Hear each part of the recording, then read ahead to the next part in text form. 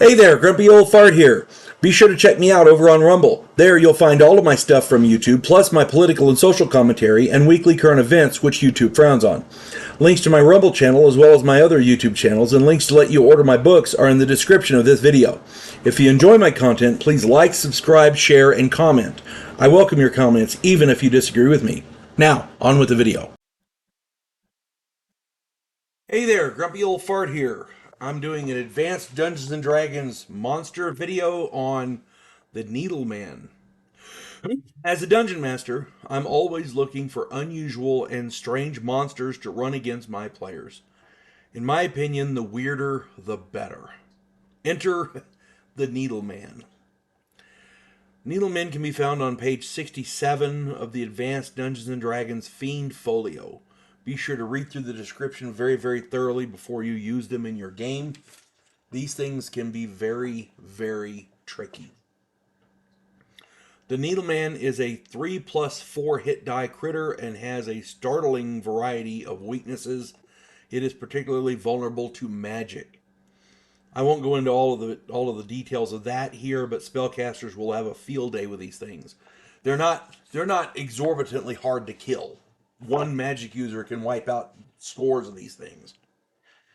The two things that make the Needleman dangerous are the fact that amidst conifers or heavy undergrowth, they are 75% undetectable.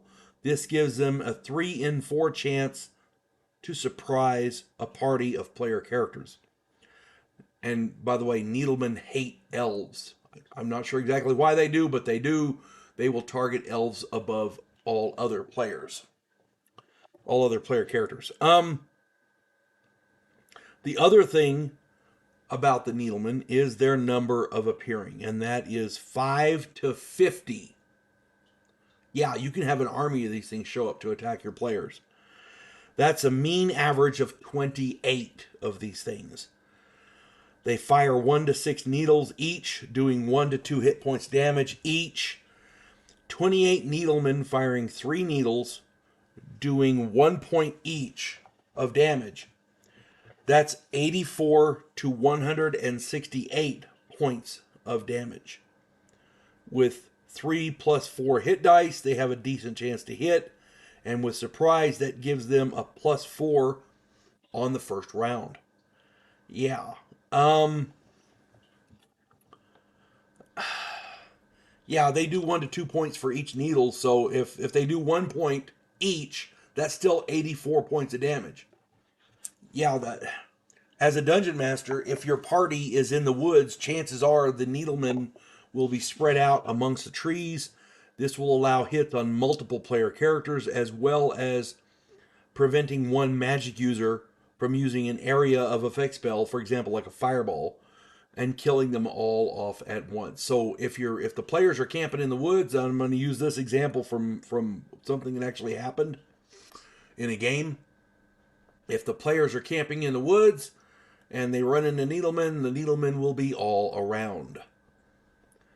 Years ago, I was running a group of 8 6th level player characters through a small campaign.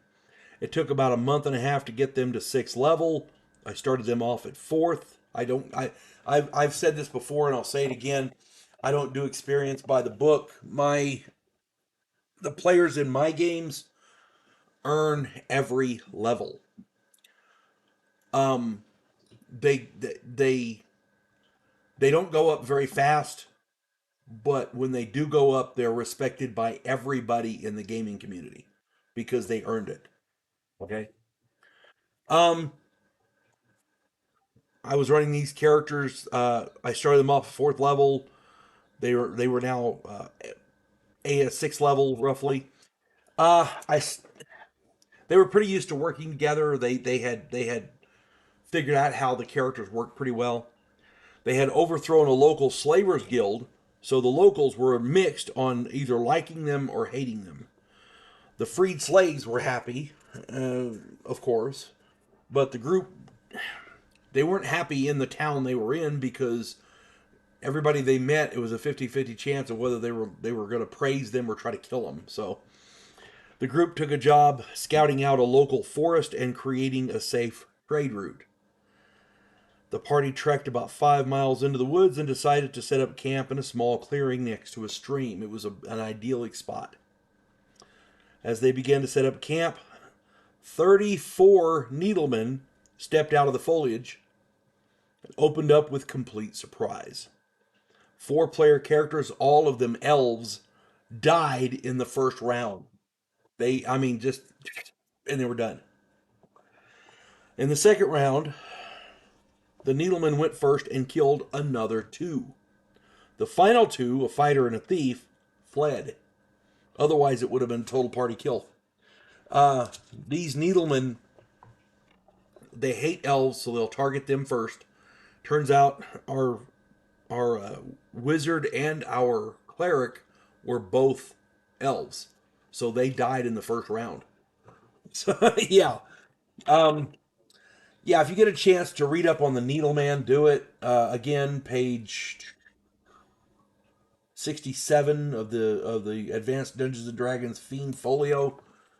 They're not uber powerful, but with surprise, they can, and as many of them that can appear, number of appearing, they can do some significant damage to your party.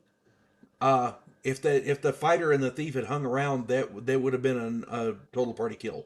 So, at any rate, I hope this finds everybody well. And again, I'm not trying to tell you how to run your games, please. I'm trying to give advice on how to run a better game. That's all I'm saying. Take it, leave it, use it, abuse it, change it, whatever. Hope this finds everybody well. You folks have a good one. God bless one and all. Vanguard One, Devo Polan, a scientific representative from a pacifist race called the Gandiri, has come to Earth to learn the one thing that humans do better than anyone else in the galaxy: to fight.